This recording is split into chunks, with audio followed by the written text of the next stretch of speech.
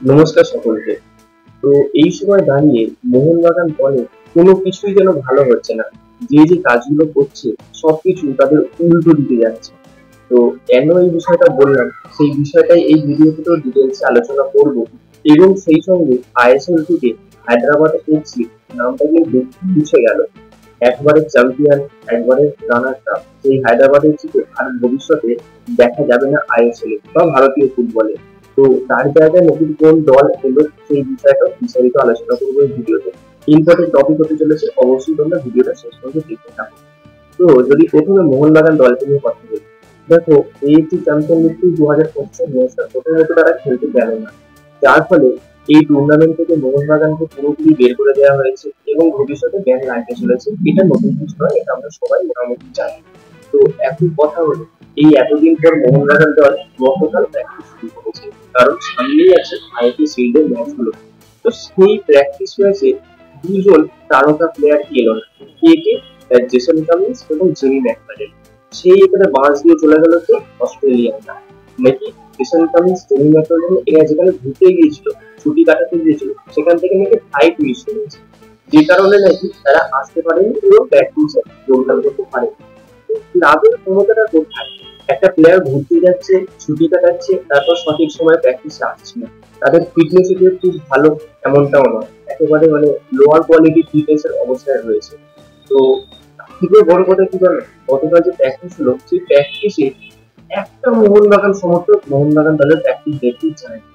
যেখানে শয়ে শয়ে দর্শক দাঁড়িয়ে থাকতো মোহনবাগানের কোনো একটা প্লেয়ারের সঙ্গে সেলফি তুলবে বলে, তাদের একটা মুহূর্ত কাটাবে বলে, কয়েক সেকেন্ডের জন্য তাদের স্পর্শ করবে বলে, সেই সমস্ত কোনো কিছুই হলো না গতকাল। এর দ্বারা কি এটাই প্রমাণিত হচ্ছে যে মোহনবাগান সমর্থকদের থেকে মোহনবাগান ক্লাবে দূরত্ব ধীরে ধীরে বাড়ছে?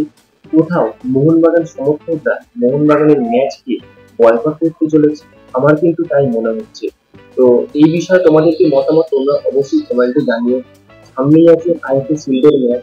তো আজকে মোহনবাগানের প্র্যাকটিস কেমন হয় সেটা দেখার পর আমি গতকাল এই ভিডিওটা দেবো, সেখানে মোহনবাগানের প্লেইং লেভেল কেমন হতে পারে সেই নিয়ে বিস্তারিত আলোচনা করবো।